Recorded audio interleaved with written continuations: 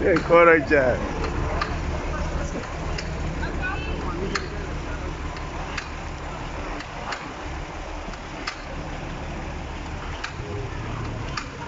Check Barberton Mines equipment. It cannot start. They brought 40 equipment.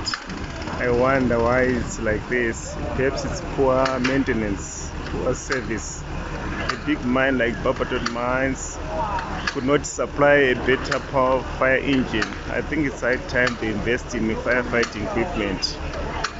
It looks like it's more of a display than a real firefighting team. The equipment cannot start. I wonder if the personnel are good firefighters as well, but you can see that the equipment cannot start. It's faulty equipment. It's never serviced. If it was serviced, it should be starting now, but these things are not serviced. So I wonder why they are here. How can you bring a fire engine which cannot start?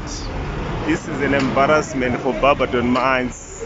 It's a big embarrassment. I wonder how they are going to explain to the people right in the public the equipment cannot start and the fire is raging. It's very embarrassing for Barberton Mines.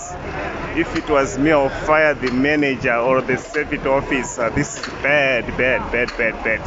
Check. The equipment cannot start.